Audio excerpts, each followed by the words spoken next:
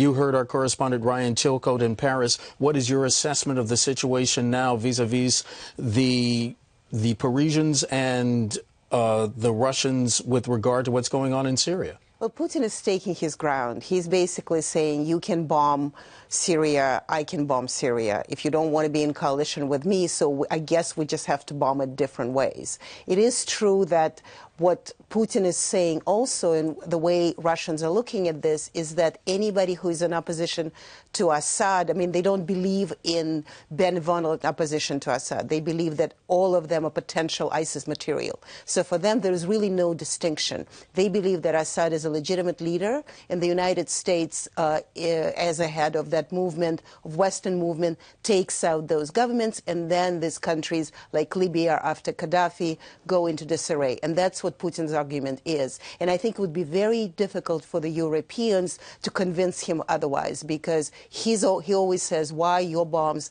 are weapons of mass love and my bombs are weapons of mass destruction. Let's look at the reality on the ground, and that the reality of the ground doesn't show this. And how emboldened is he by this notion that President Obama has not stood up to him enough, right? I mean, this is the criticism of the White House administration. And, you know, he meets with the president here at the UN, and a day later or a few days later gives the U.S. 1 hour's notice before bombing Syria.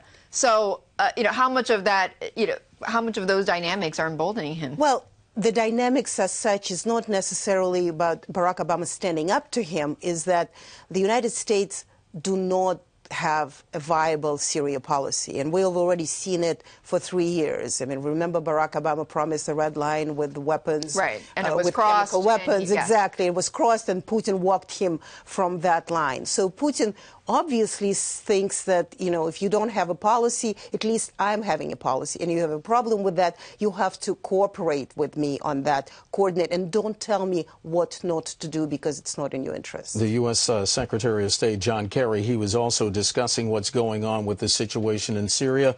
Let's play a bit of what he had to say.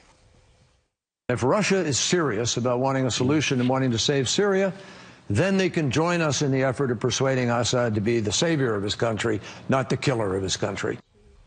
What effect is this having on the international community, which had already slapped Russia with sanctions because of what happened in Ukraine and Crimea, and now? Is this bringing international leaders together and saying this is something that's out of the norm because Russia seems to have taken unilateral action? Or are some people breathing a sigh of relief because it was Donald Trump, the Republican presidential candidate, said let Russia take care of ISIS? I actually think it's both. And I think for Putin, for example, this quote from Secretary Kerry is a bad quote. He says Russia can join the coalition. And Putin has been trying to show that he's not joining anybody.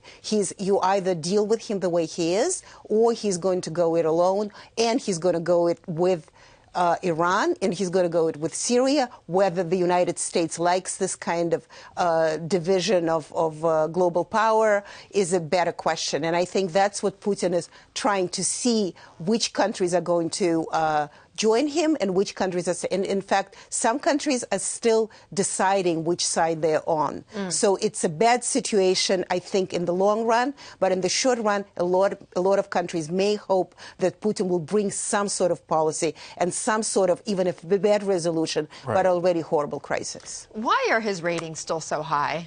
Well, we love him for the fact that he brought Russia to the international stage. Barack Obama insulted him a year and a half ago, saying he was a regional power. He's a leader of a regional power. And he's just, every single moment, he's showing he's not a regional power. He's a big, important global power, even if it's a splinter. I mean, a lot of it is actually meddling rather than producing good results. Professor, we have about a minute left. I have to ask, because we did mention you're the great-granddaughter of the former Soviet Premier Nikita Khrushchev. What would he think, do you believe, of what is going now between the U.S. and Cuba? He was premier. He had that showdown with President Kennedy during the Cuban Missile Crisis, and now it seems there's some sort of rapprochement between Washington and Havana. Thank you for asking this.